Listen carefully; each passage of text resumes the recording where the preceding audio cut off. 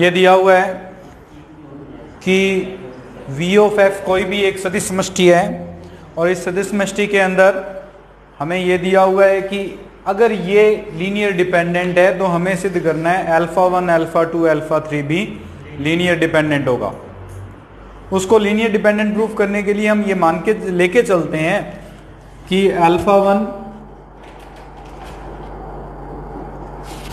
Plus a1 alpha 2 और a2 alpha 3 comma alpha 2 comma alpha 3 linear dependent है।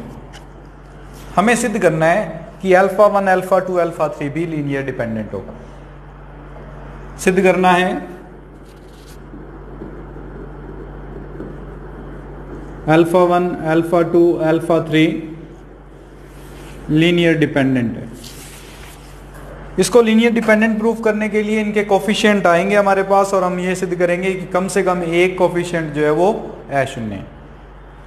अगर कम से कम एक अशून्य आ जाएगा तो वो लीनियर डिपेंडेंट बन जाएगा। इसके लिए सबसे पहले ऊपर वाली कंडीशन लीनियर डिपेंडेंट होने के कारण a into alpha 1 plus a1 alpha 2 plus a2 alpha 3 b into alpha 2 c into alpha 3 बराबर 0। किस केस में? अगर लीनियर डिपेंडेंट है तो a b और c में से कम एक अशून्य हो तभी ये लीनियर डिपेंडेंट हो सकता है। केस कंडीशन ले लेते हैं हम।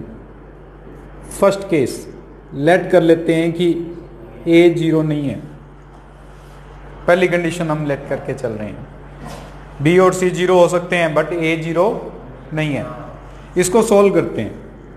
ये बनेगा a alpha 1 a1 alpha 2 a2 alpha 3 b alpha 2 c alpha 3 equals to 0। a alpha 1 a1 plus b alpha 2 a2 plus c alpha 3 equals to 0। हम कह रहे हैं a 0 नहीं है, इसका मतलब अल्फा 1 अल्फा 2 अल्फा 3 के एक कोफिशिएंट जो है वो 0 के बराबर नहीं है। लेकिन फिर भी अल्फा 1 अल्फा 2 अल्फा 3 का जो लीनियर कॉम्बिनेशन है वो क्या बन रहा है? ये तभी पॉसिबल हो सकता है जब अल्फा 1 अल्फा 2 अल्फा 3 क्या हो? लीनियर डिपेंडेंट हो, क्योंकि कम से कम एक गुणांक अशून्य आ गया हमारे पास। तो यहां पे अतः alpha 1 alpha 2 alpha 3 linear dependent है। सेकंड केस में हम ये मान के चलते हैं अब की बार की a 0 है और कम से कम एक अशून्य होना चाहिए था। कम से कम एक अशून्य होना चाहिए तो मान लेते हैं कि b 0 नहीं है, केवल a का मान 0 आ रहा है। अगर a का मान 0 है b 0 नहीं है तो इसको हम किस प्रकार से लिखेंगे? a alpha 1 a1 plus b alpha 2 a2 plus c alpha 3 equals to, इसमें अल्फा 1 का गुणांक तो 0 आ गया लेकिन अल्फा 2 का गुणांक क्या बन रहा है? a1 प्लस b बन रहा है। इसमें a की वैल्यू अगर 0 पुट कर दें तो b की अकेला क्या बचेगा इसमें? अगर हम इसमें a is equal to 0 put कर देते हैं तो b की वैल्यू हमारे पास a1 प्लस b की इक्वल्स टू क्या आ जाएगा? यानी इसका जो अल्फा 2 का गुणांक है वो क्या बन जाएगा? केवल b बन जाएगा। और अगर केवल b बन गया, b 0 नहीं है, अगर b 0 नहीं है तो अल्फा 1 अल्फा 2 अल्फा 3 के कम से कम एक गुणांक फिर से नॉन जीरो आ गया। यानी फिर से अल्फा 1 अल्फा 2 अल्फा 3 क्या बन जाएगा? तो हम यहां पे लिखेंगे यदि a का मान 0 प्रतिस्थापित करते हैं तो 0 into alpha 1 plus b into alpha 2 plus c into alpha 3 बराबर 0। b 0 नहीं है इसलिए alpha 1 alpha 2 alpha 3 linear dependent है। ये समझ में आया? तीसरा केस और ले लेते हैं। केस थर्ड के अकॉर्डिंग हम अब की बार ये मान लेते हैं कि a भी 0 है और b भी 0 है लेकिन c 0 नहीं है, क्योंकि कम से कम एक अशून्य आना चाहिए था लीनियर डिपेंडेंट के लिए। कम से कम एक से ज्यादा कितने भी अशून्य हो सकते हैं, लेकिन एक अशून्य मान के चल रहे हैं, तो ए जीरो लिया नहीं है पहले, फिर ए को जीरो, बी जीरो नहीं है फिर हम जहां मान रहे हैं ए भी जीरो है, बी भी जीरो है, सी जीरो नहीं है। अगर ये कंडीशन लेके चलेंगे तो इस कंडीशन को अगर इसमें अप्लाई कर दें तो जो रिजल्ट बनता है वो ये है 0 alpha 1 plus 0 alpha 2 plus C alpha 3 equals to 0। इसमें सी जीरो के इक्वल नहीं है, और अगर किस अल्फा 1 अल्फा 2 अल्फा 3 का कोई भी एक गुणांक लीनियर कॉम्बिनेशन में जीरो के इक्वल ना होने पर भी उसका रिजल्ट जीरो आता हो तो वो लीनियर डिपेंडेंट होता है। तो इसका अर्थ ये हो गया कि अल्फा 1 अल्फा 2 अल्फा 3 क्या हो जाएंगे, लीनियर। तो अर्थात अगर alpha 1 plus a1 alpha 1 a2 alpha 3 comma alpha 2 comma alpha 3 linear dependent है, तो अल्फा 1 अल्फा 2 अल्फा 3 भी लीनियर डिपेंडेंट होगा।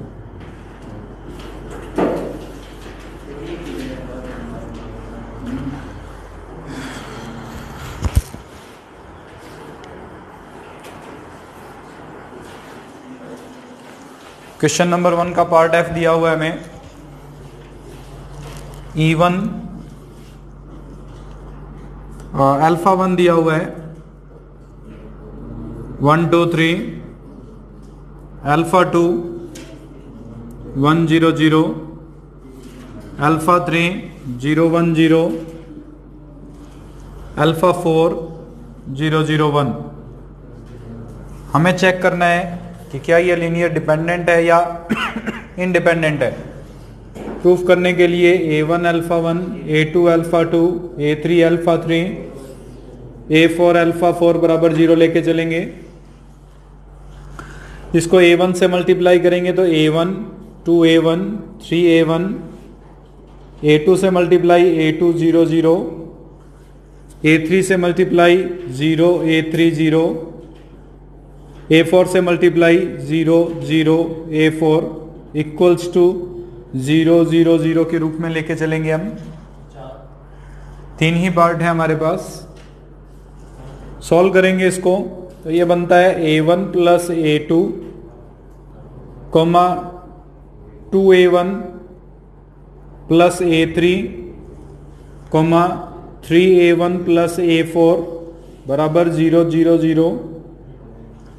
अर्थात a1 प्लस a2 का मान 0 होगा, 2a1 प्लस a3 का मान 0 होगा, 3a1 प्लस a4 का मान 0 होगा।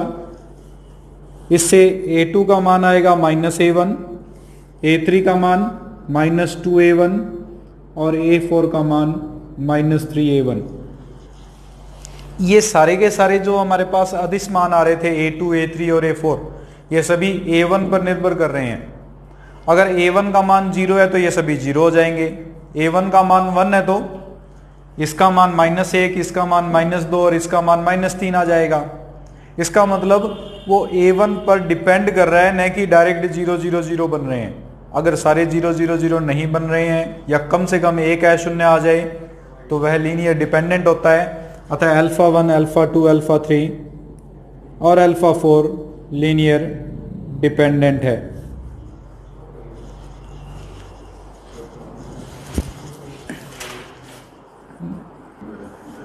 एक आसान सा सवाल है तीसरा, E1 E2 En ये Vn ऑफ f के कोई भी अवयव दिए हुए हैं, सदिश दिए हुए हैं।